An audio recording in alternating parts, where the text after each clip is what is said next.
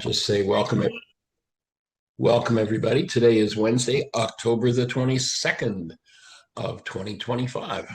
And we're here once again to continue this conversation. It'd be interesting, Susan and Carrie, to share what happened in your support group meeting this morning and see what the next level of conversation is from the last couple of days around grief.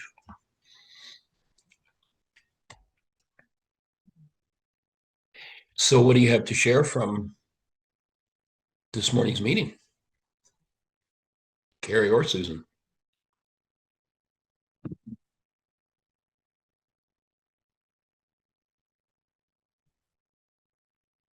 think I understood you to say, Susan, you had something to share from this morning's meeting.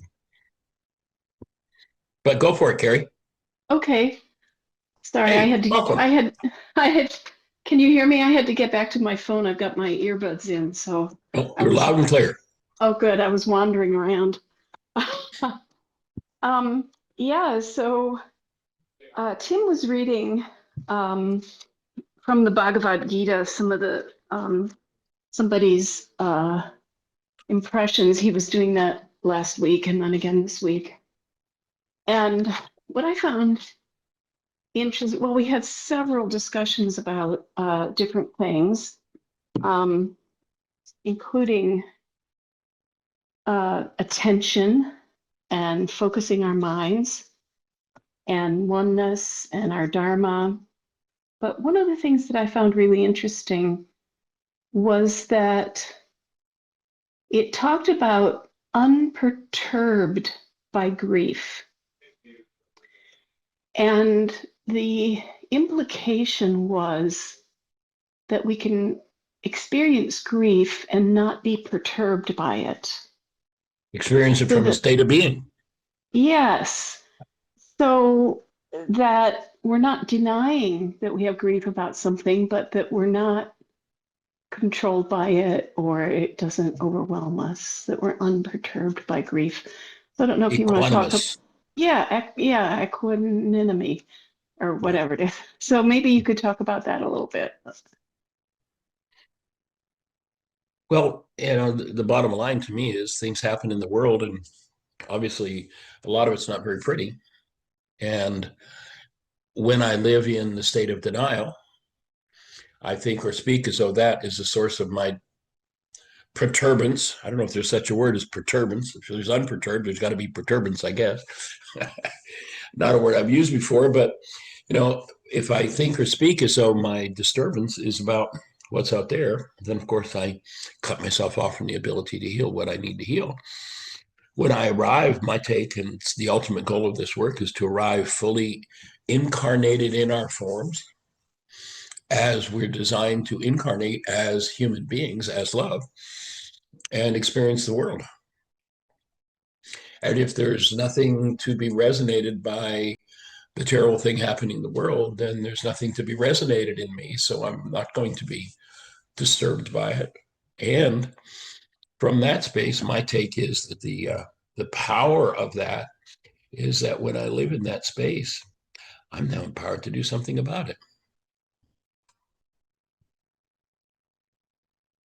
So then the actions that you do,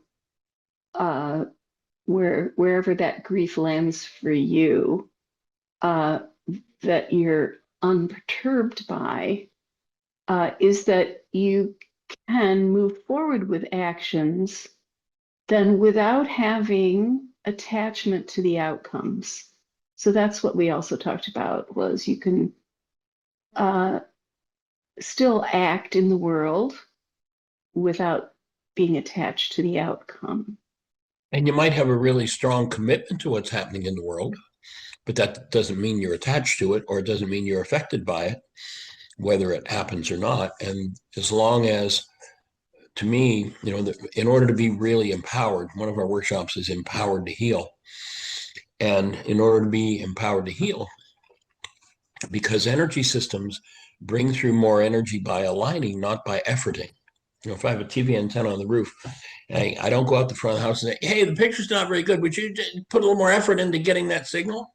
No, that's not what I do. What would I do? Let's go back a few decades. Let's see, probably everybody that's here will remember the old antenna that you had on the roof, and beside the TV, you had a little motor control, and you could fine tune the antenna for whatever station you wanted to watch. I remember when I was a kid, we had 3 stations that broadcast from one city, and each of them had a slightly different setting on the motor control that turned the antenna to attune it. And so when I recognized that power, and that's in the workshop, purpose, personal power, and commitment, power comes from alignment. And if I've got, the whole series of things that are needed, I want to be aligned from being. I want to have Rachma set. I want my intentions to be keyed to love. I want Kuba set. I want my goals to be keyed to love. I want my words to be aligned with my goals. And when I bring all those things together, then that's where personal power comes through the system. The same way as when I tune the TV set, the signal gets stronger. And if I have some form of drama or trauma or pain or fear or rage or hatred or vengeance in me that's resonated by that, that's like somebody going up and bending the arms in the antenna. That stuff starts to move, and all of a sudden I'm out of alignment with my own power. And I wonder why I can't do anything about this. So the forgiveness of everything that is out of alignment with love, to me, is the first step to personal power, real, true personal power. And then aligning everything in me to that.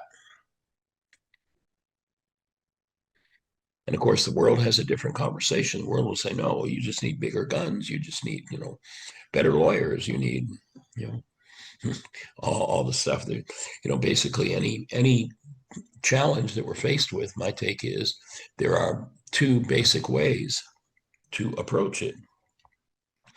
One of them is going to be from the mind. And if I use the mind, i.e. the mind of man, to try to solve my problems, then everything that I do is going to be result in a pseudo solution. Yeah, and I think one of those pseudo solutions is the notion in our culture that power equals power over. Yes. People confuse force and power. Yes. Personal power, best definition I've found of personal power is the ability to be continuously aware of and function of our highest guidance. Force is I get to beat you up when I want and make you do what I want you to do. And most people call force power. Yeah. And it's not. Again, it's whether you're speaking from the mind of the past, carbon-based memory, and its pseudo solutions. If you remember David Bohm and his sustained incoherence, that by his definition, all of our problems are caused by our thinking. We deny ownership of the problem, and therefore we continue with the thinking that created the problem and wonder why the problem doesn't go away. And he labels that, as a physicist, labels that sustained incoherence. And anything that involves coming from carbon-based memory, if I've got a present moment problem that I'm trying to impact, and all I've got as an advisor is carbon-based memory, by definition, whatever's stored in it is from the past. And so the fact that it's stored there means it's not live right now, so I can't possibly get a live solution out of it. So that's one of the things John was talking about this morning. He was talking about the ability to focus our mind and be attentive to every moment, so that we're bringing our attention into every moment. So we're, in a sense, we're not relying on memory. We're relying on what's going on in every moment. Being. And then Tim read something about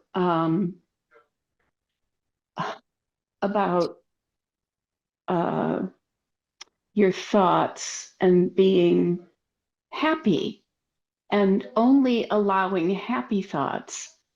I think that's right, Susan. That's kind of a summary of that. And then my thought about that we talked about was that there's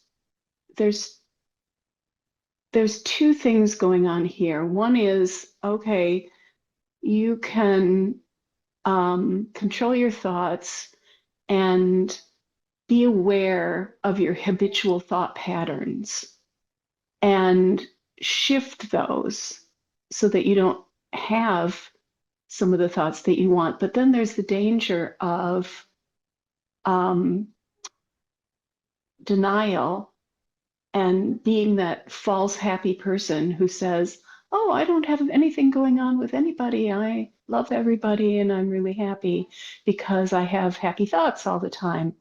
So that you're not going into where you need to go to heal. So, Spiritual um, bypass. yeah, exactly. So, that exhortation to just be happy, I think that was something that was taught to me when I was doing um, the Institute for Self-Actualization. Just be happy, and it never resonated with me. I was like, you can't just be happy. There has to be some healing. Otherwise, it is spiritual bypass. And we had a conversation about that this morning as well. I don't know, Susan, Well, if you want to add anything to that. Can I just jump in for a minute with an unrelated segue please. briefly? So I just got back from a week-long meditation retreat, which was amazing. And I was exposed to this work in 2011, but with like everything in my life, it seems, I feel like I do have really good antennas that bring me to the right. I got to shut that off. That bring me to the right place, but I like dip my toe in the water, and then later at some point I have to come back around to it. It was the same thing with your work, Michael. But anyway, I just wanted to jump in quickly and say I talked about your work to a lot of people. Surprisingly, many of them had heard of your book or heard of your name. So hopefully the new edition of the book is coming out soon. And I think that's a different book than the one you talk about. It's all Greek to me. Because yeah, there were several people that were interested and they were also interested in that Christian Sundberg book that Dr. Tim has been reading from. But there's a very special friend of mine on the call right now. And so I just wanted to, I think it's the first time she's been on your show. Her name is Fran. I don't know that she has anything to say now, but at some point I know she'd like to probably talk about some dreams or nightmares that she has, because I know you've talked about that in the past on the show. And I know you're also like an expert on Carl Jung. So anyway, I just wanted to welcome one new person to the fold. Welcome, Fran. Glad you're here. Yeah, I'm happy to talk about dreams anytime. Yeah, and let's go back to that conversation about happy. And happy, my offering is happy is of carbon-based memory. Happy is the result of a dopamine hit. And that keeps us locked out of being, would be my offering, the goal to be happy. The true, or the word at least that's been used to describe the true state, and it comes out of the mouth of a fellow who was a paleontologist that I did some work with back in the 50s. And he was also a Catholic priest, with an interesting mix, paleontologist, Catholic priest. But he was more paleontologist than anything. But one of the things that Teilhard de Chardin used to say was that joy is the infallible sign of the presence of God. Now, I don't quite agree with him 100%. That's his quote. He missed one word, because, of course, if joy were the infallible sign of the presence of God, we'd be in joy 24/7, 365, because we can't ever get out of that presence. But if we add the word awareness, joy is the infallible sign of the awareness of the presence of love, of being, of the Creator. And when we live in that space, and that's what takes our attention, then we've elevated ourselves into a state of being.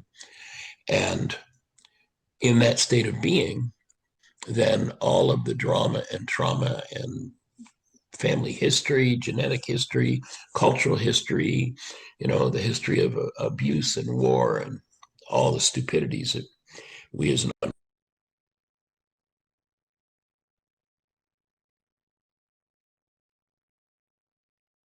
Michael, you've gone on mute somehow.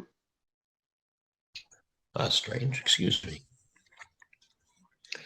I don't know how that happened, but anyway, so to stay connected to that place of being where joy is present, and then embrace anything that's less than that. And of course, if you add to that the breath, then the dissolution of whatever never belonged inside of a human structure dissolves. And to me, the objective is dissolution of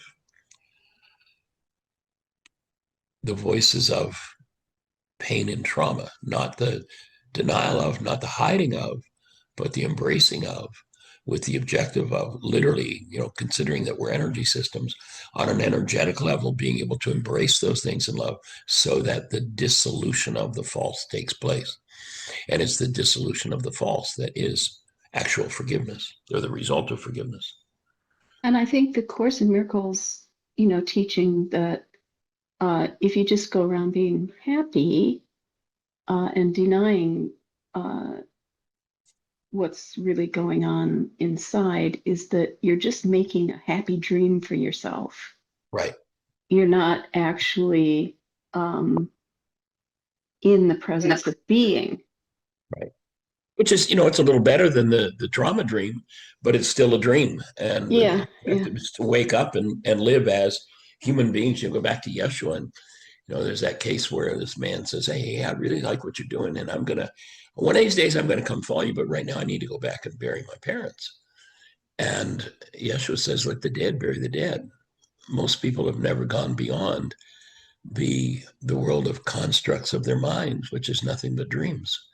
My offering is that the average person in their waking life, the source of the constructs of their minds that they think are out there is no different than the source of the constructs of their dreaming state, of their sleep state. And in the sleep state, there's another veil laid over it, so it tends to be a little more disconnected from actuality. But the average waking state, my take of people in this culture, is that they're in as deep a sleep as anyone who's just gone through a whole deep REM cycle of sleep. So it's interesting because after, was it the Laws of Living course? You and I taught a dream interpretation course. Right? Yeah, sort of segueing into Donald and Fran's interest. And after doing lots of work for years on my dreams and journaling them and studying with different teachers, one day I was driving to work and I had this experience of not knowing where I was, whether I was in the world of actuality, in a dream, I was like, oh, which dream am I in? And it took me a moment to get reoriented to making sure that I was driving safely. And I think it's important that we recognize the fact that this dream is a kind of physical manifestation of our nighttime dreams and vice versa. So they're from the same place for most people. Yeah, and when we talk about our dream state, I mean, when we talk about this world, we're always talking about how everybody is aspects of us, and it's the same in the dream state.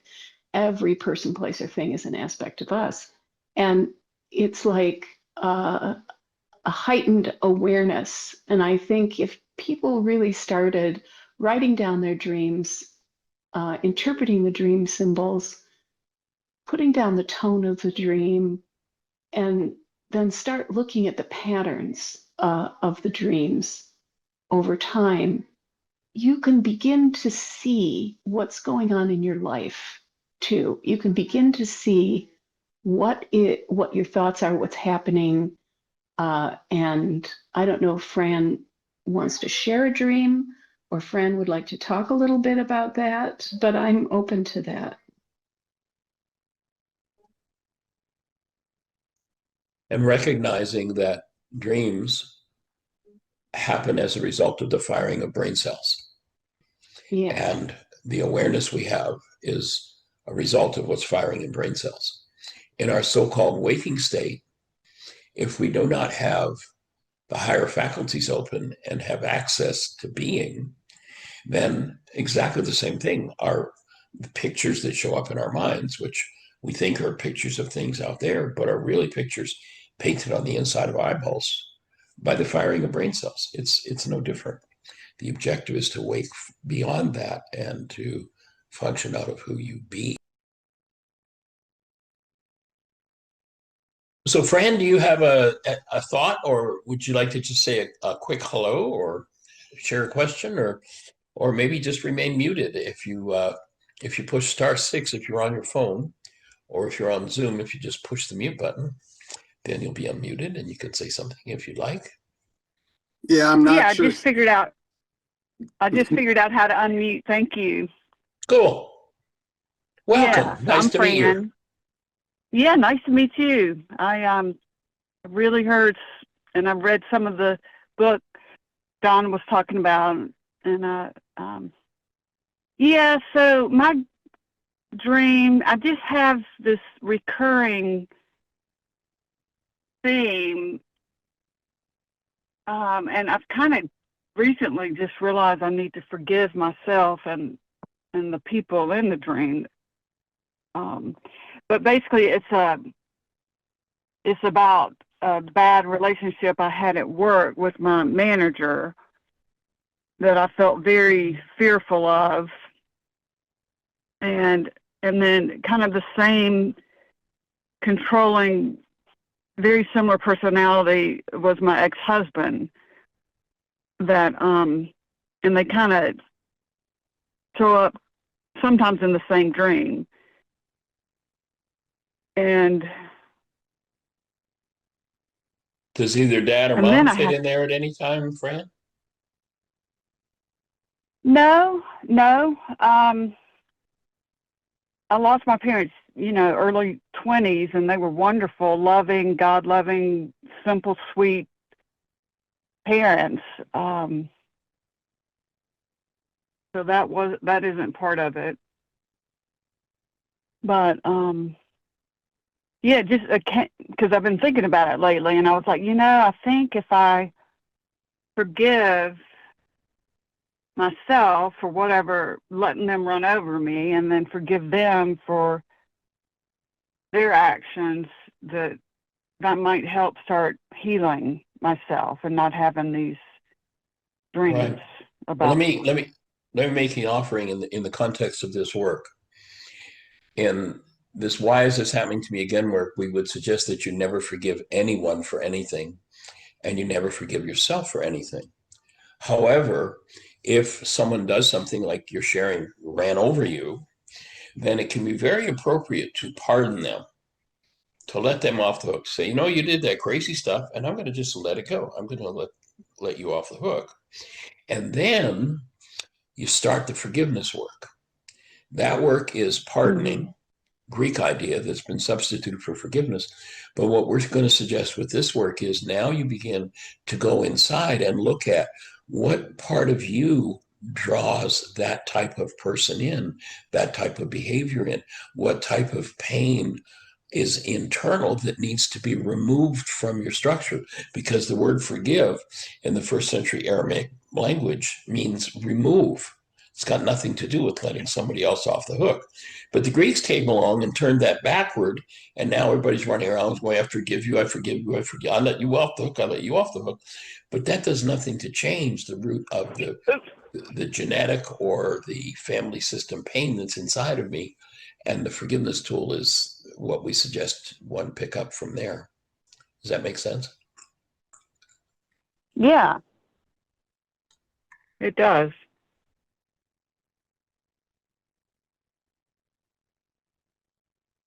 And then I have some random dream that's just occasional, but it's more of a nightmare, and it's like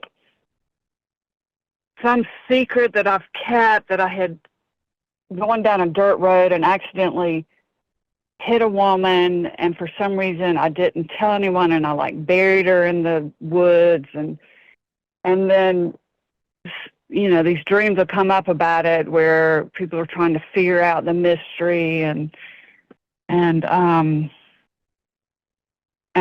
I wake up and it seems so real, like I'm like, I know I didn't do that. I know I didn't do that. Well, maybe you did and you don't realize it. Maybe in the I know that's what I worry about, but yeah. Well, what I'm suggesting is that in the circumstance that you referred to with your former and such, is that maybe there is somebody that you buried, and that's yourself. And then it's time for you to bring yourself out of that hidden state and undo the layers with which of pain and trauma with which you buried yourself.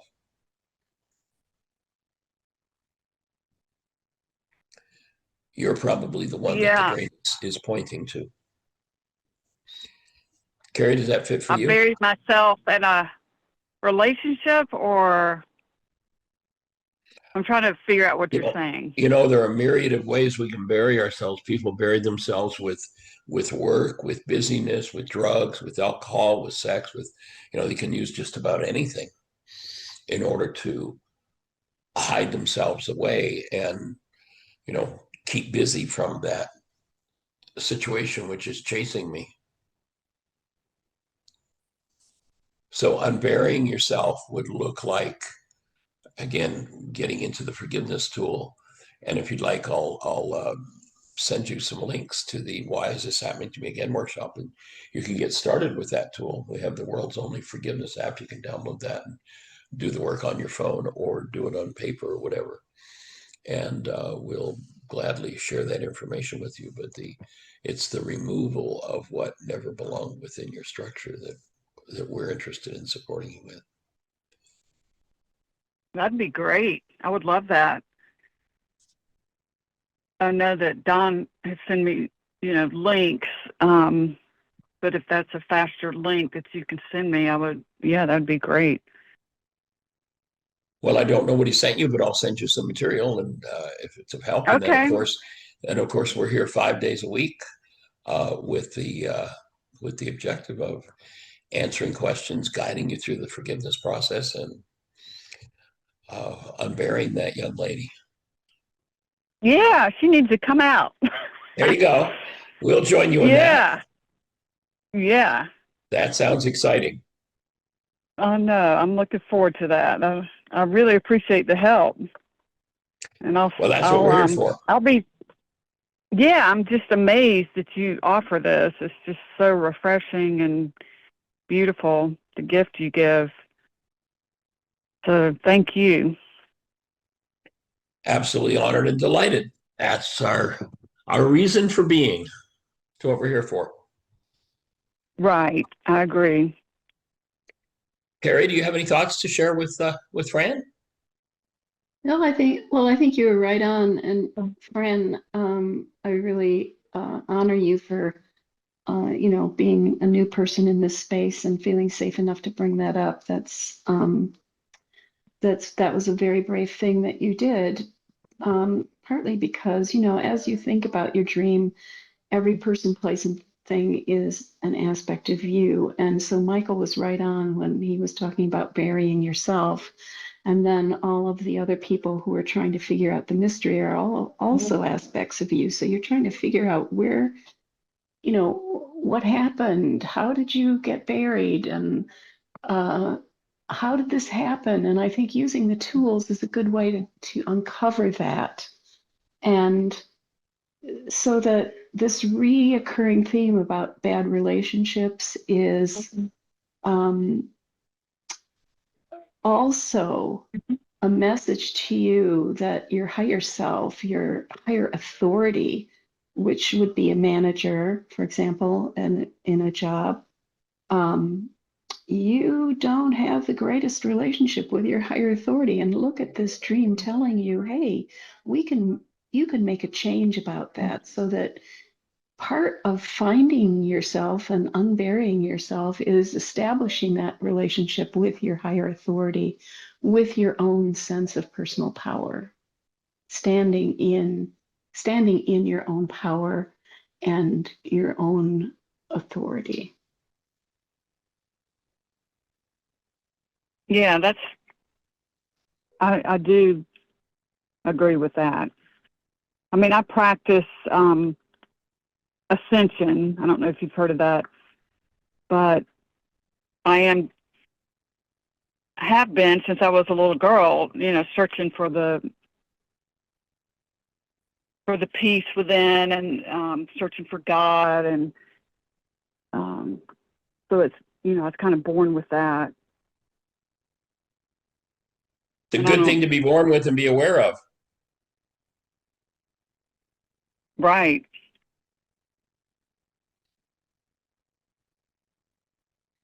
And whatever. Yeah, and I took. Go ahead. I was going to say I took A Course in Miracles back in my 20s, but I might revisit that because I know you refer to that quite often. Well, it's the only place on planet Earth in about 60 years of research that I have found the exact and specific definition of forgiveness that you find coming out of the mouth of Yeshua 2,000 years ago in his native Aramaic language. So that, for me, is my attraction to the Course. And it's the only place that the technology exists. And unfortunately, I've never found anybody that has found it in the Course, but it's there. Mm-hmm.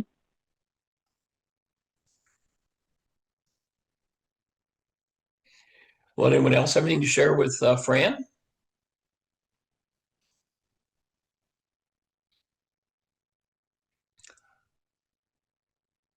Well, Fran, if you've got anything else to share, please go for it. Otherwise, no, we're delighted you're here and you're welcome, and we'll hope you'll come and play often.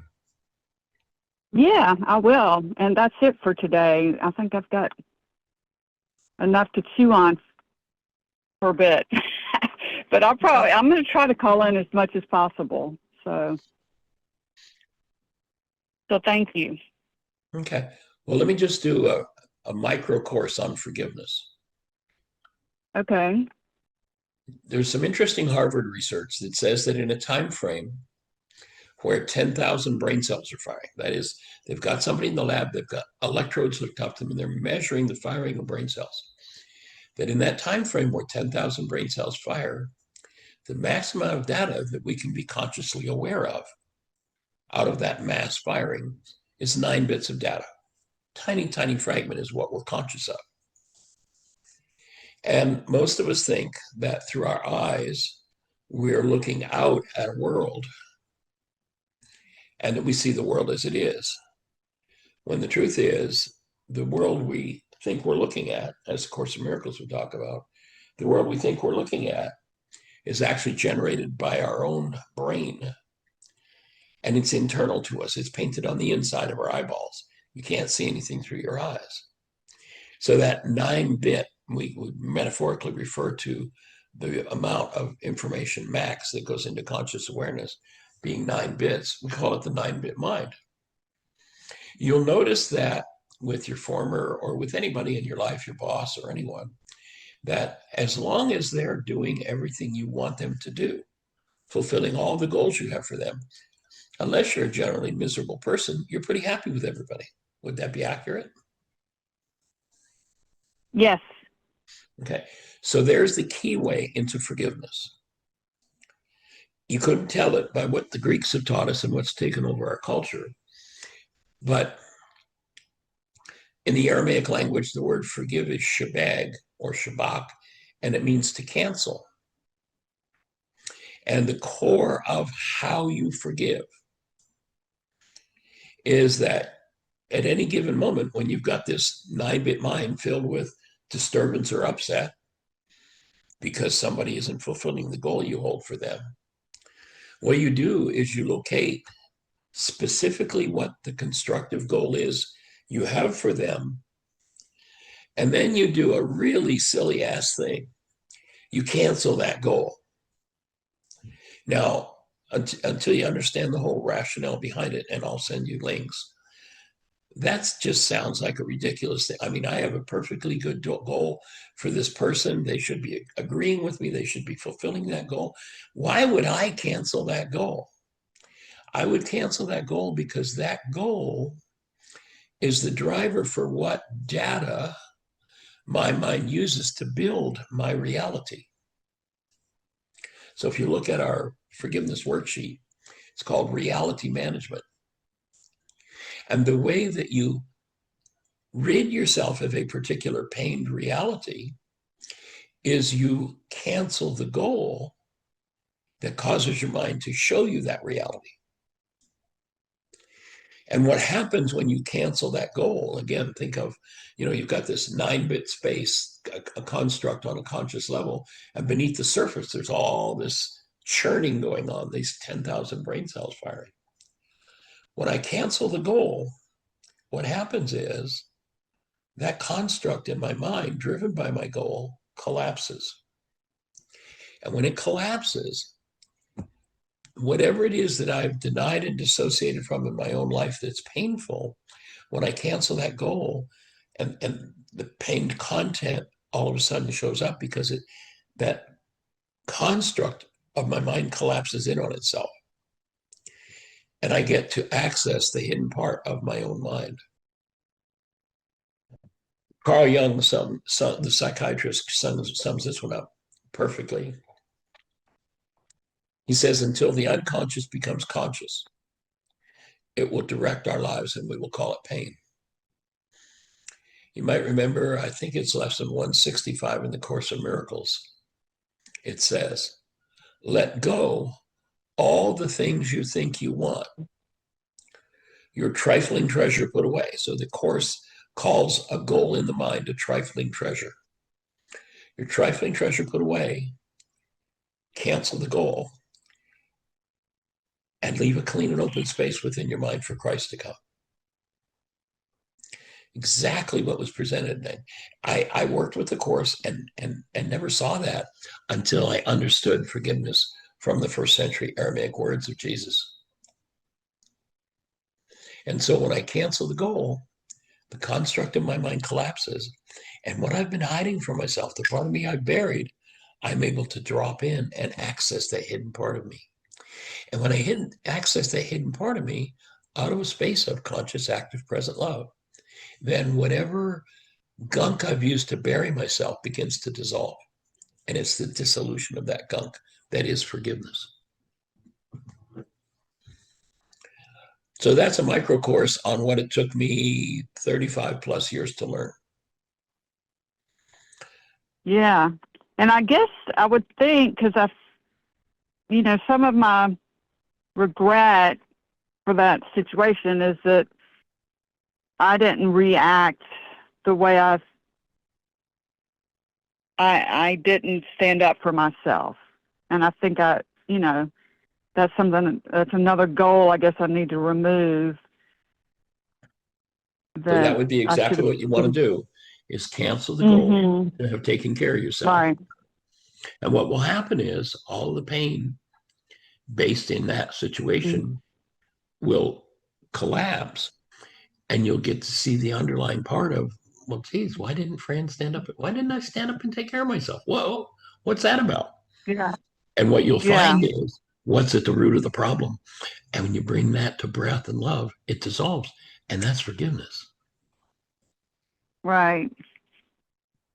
Michael, Yeah, my mind wants to tell me all the stories of what was going on in my life at the time, and there was a lot of fear. I was recently served divorce papers, and I had 3 young kids and a brand new job, and the fear of failure. I needed the money to support my kids, and anyway, there was just a lot going on. But I see. So notice So notice just in that little conversation, what all of a sudden is floating to the surface. That's what forgiveness does. And so you want to breathe with Right. that.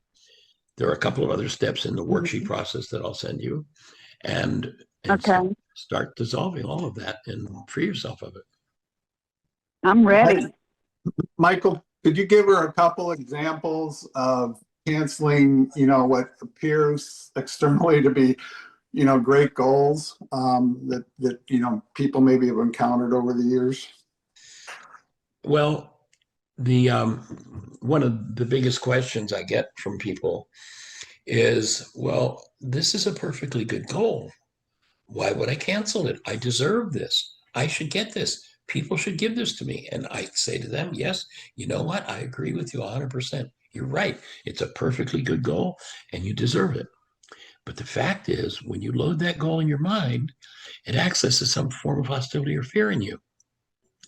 And before you can ever achieve what you want to achieve, you got to get rid of that hostility or fear. So you don't cancel a goal because you can't have it or you don't want it. You cancel a goal because you recognize that when you load it in your mind, it brings up some sort of pain or trauma. So canceling the goal is the way you access and forgive, literally remove the pain or trauma. Complete that process and go back and reset. If the goal is still an attractive thing, go back and reset the goal. That's not a big deal. The idea, sometimes people will take away the idea, oh, I'm not supposed to have goals. No, that's not it at all. Go back and have that exact goal. That's perfectly fine. And if you realize that it niggles some form of hostility or fear in you again, then you go back to canceling until you're free of everything based in hostility or fear. And then your goal is simply a creative statement.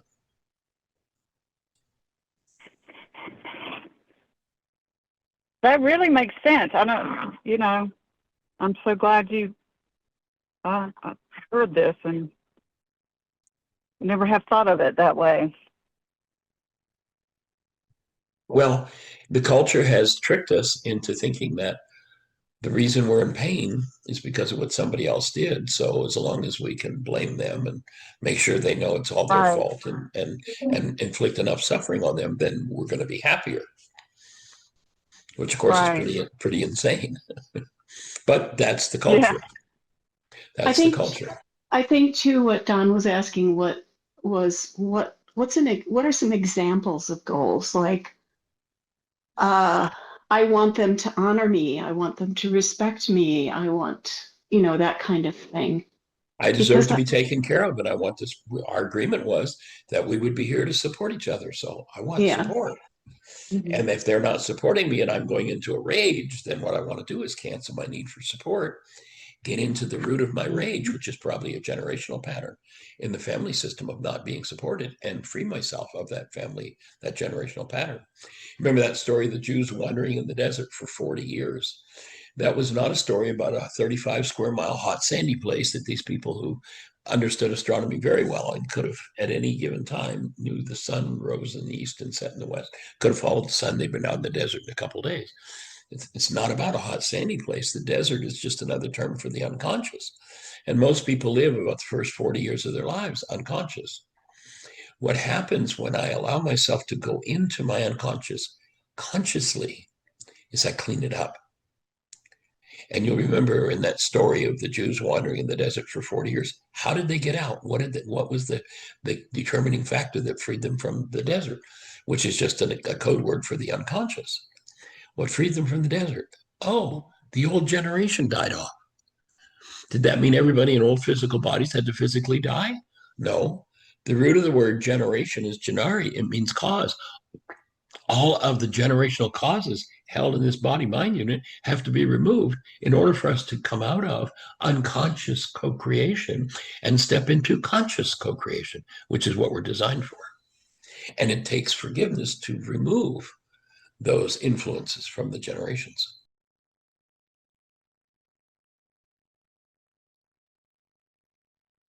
That fit and make sense? Yeah. And you go back to Yeshua and the disciples, he's explained this to them. And I think it was Peter that turned around and said, well, so now let me understand this. How many times should I forgive as to my brother? Is 7 times enough? And in Aramaic, he said, no, he said 77 times 70, which is not a literal number, but one is going to apply forgiveness to their own minds as many times as they need to free themselves from the unconscious dynamic that runs their lives. So sometimes you may cancel the goal and you have to do it again in 3 seconds, and then you have to do it again in 5 seconds, and then again in 3 seconds, and then in 10 seconds, because when you start opening the unconscious, I mean, it can spew. You know, one of the things when you were talking about the Bhagavad Gita earlier, Carrie, I spent time in India 25 years or so ago, maybe a little more than that. And I was reading the Gita, and I spent 3 days in silence. I had my eyes covered. I had earplugs in. I didn't speak for 3 days. And at some point in that 3-day process, and I don't have any idea how long this went on, but what happened was it was like a volcano opened in my mind, and it just spewed. I mean, I could almost see it. It just spewed this gunk and garbage. And I don't know how long, I had my eyes covered, my ears plugged. I wasn't speaking, so I have no idea whether that lasted for 2 minutes or 2 hours. I don't know, but there was just this explosion of volcano. And I, afterward realized, oh, okay, so I got to the point where I was able to open the veil enough to blow off all of that. And if one doesn't set themselves up in an environment where they go to that depth, then they're going to have to extend it out into their work. And how long is it going to take to clean up, these unconscious dynamics in ourselves? As long as it takes 77 times 70 times. Yeah, it's just not something you think about until you study with someone like you or you're exposed to it. You think it's you're doing the everything. absolute opposite of the culture. Yeah. I mean, you and I, by the time we were 5 years of age, were definitely card-carrying members of the one world universal religion of blame. We knew very well. I mean, think about the 3, 4, 5-year-old. What do they do when you ask them to be accountable for something? Oh no, it was my brother. Oh no, it was. I mean, and by the age of 4, we've all been given that lesson in this culture. And it's time to give up that lesson and step into responsibility.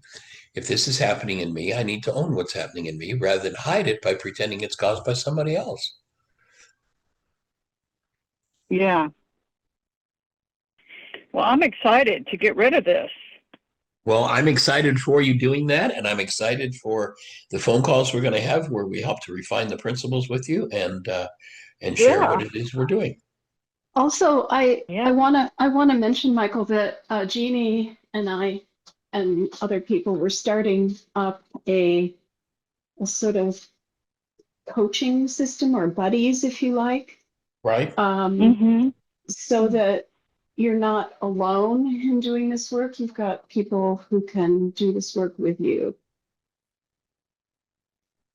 Yeah, I think that would be helpful. And I think Jeannie can put you in touch with people who have volunteered to do that. Great.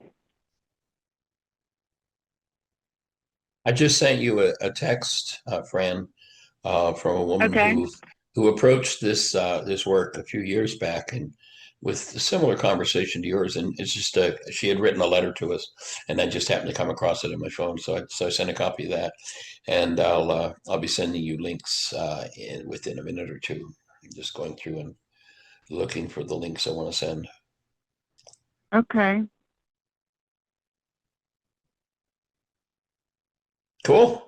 Well, any other thoughts? Great. No, I feel joyful that I've found you, and you're giving me some tools that I will use ASAP. And know that, anytime that support is needed, we're here to support you in that.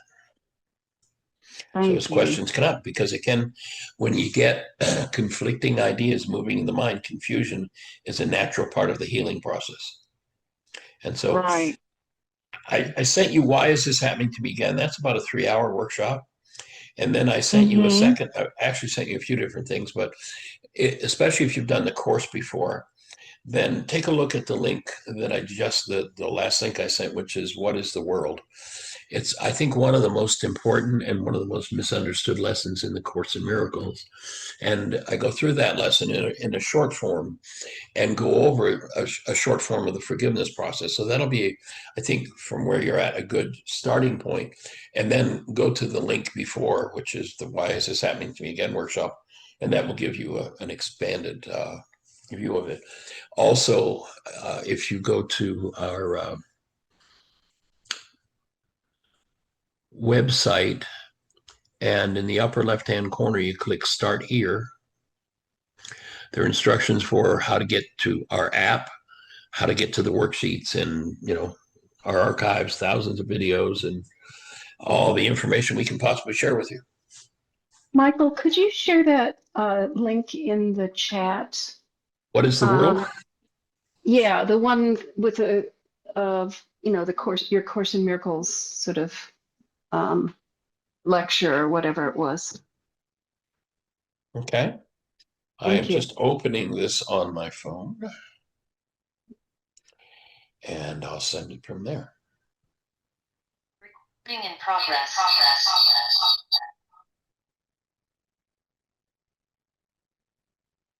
So anyone else? So what is it? Real quick, what was the name of that link, the Course in Miracles one? What is the world? Okay, got it. Well, anyone else? Any thoughts for us before we close out?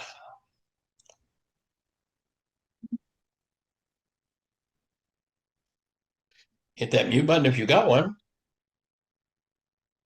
Let me hit it.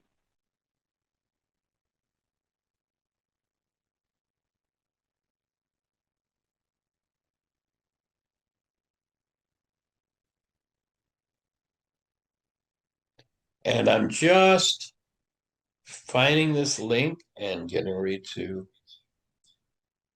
paste it. There you go.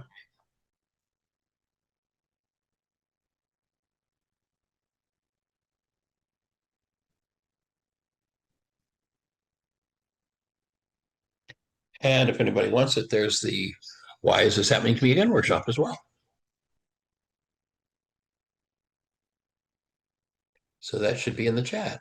Just checking to see. It doesn't show up in the chat. Oh my goodness, it's there. It's a miracle. How cool is that? All right, everybody. Thanks for joining us. Holding that you have the best year yet of your eternal life and a blessed day. See you tomorrow. Thank you. All righty.